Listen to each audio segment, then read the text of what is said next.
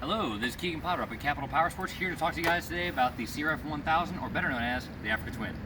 Basically what it's designed for is a bike to be able to go everywhere and anywhere. It's your Jeep of the motorcycle world. So you've got 18-inch wheels in the rear, 21-inch in the front. Basically you can all but fit motocross and rubber on these. So on-road, off-road, up a mountain, down a mountain, up a cliff, through a riverbed, through the tail of the dragon, it's got you anywhere. Handlebars, you got a fat bar out of the factory. So it's set up for off-road again, not just on-road. You got a fat bar already, a decent riser on here. While we're checking out the rest of the cockpit, you can add a 12-volt outlet.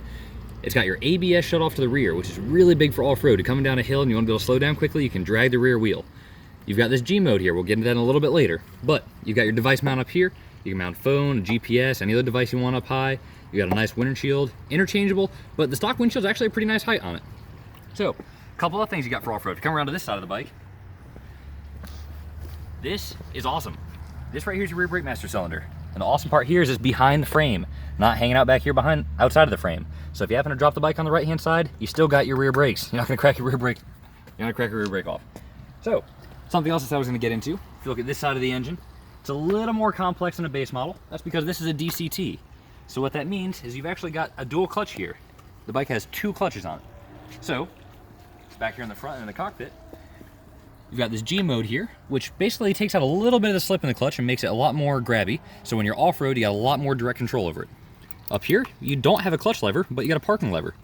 Because the bike's basically always in neutral. That way you can actually park it on a hill and don't have to worry about it rolling away.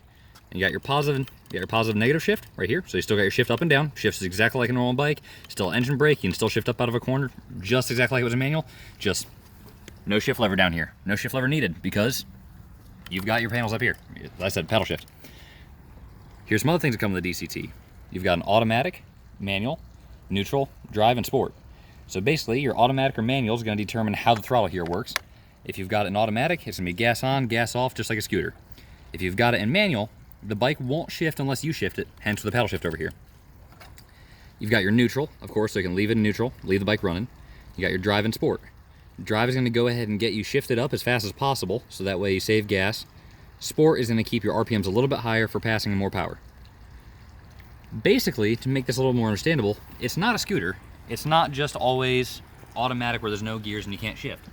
Basically what this bike does for you, having DCT, is kind of the same idea as having a recluse clutch, which if you add to a bike, most times you're looking $700 to $900 on the recluse. And that's also going to make your clutch pull heavier. So most people then can go ahead and do a hydraulic clutch or a Magura clutch on it, which is another $200 to $300. So you're talking about another $1,000 basically to do what this bike already does. The only major difference between this bike and a recluse is this bike doesn't have a clutch to disengage. So you just get back off your throttle to disengage it. But, so you've got all that. You've got a generous, a little bit more than 5-gallon tank on here. So it gives you a solid 200-mile range all day. They've got a pretty decent peg out of the factory. You can remove the rubber from. Has some nice teeth already built into it, so you get decent perch with your boots. You've got a nice replaceable end on the lever here that's got some teeth on it, so very easy to grip. A lot of things are also adjustable on the bike. So the seat height is adjustable up and down. Rotate the bars forward and backward.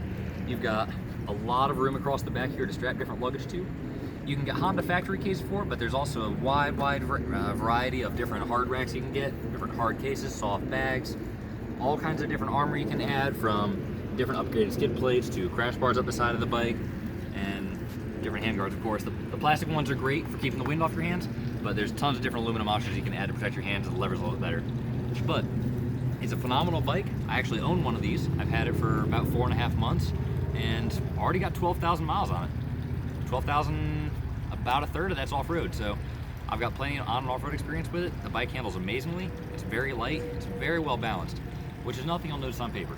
If you look at the Africa Twin versus some of the other models out there, it does seem a little bit heavier. But Honda did such a good job with this parallel twin and moving the engine down and forward on this bike. It's extremely well balanced and very easy to handle. It does not feel heavy at all. As you can see, just a simple 2-finger hold here. Easily hold the bike up, no problem. But that's the Africa Twin for you guys. If you have any questions, stop by and give us a shout. Check it out. We got them here. We got it at a new blowout price too, guys. Come see us at Capital Power Sports in Wake Forest. Thank you very much, Keegan.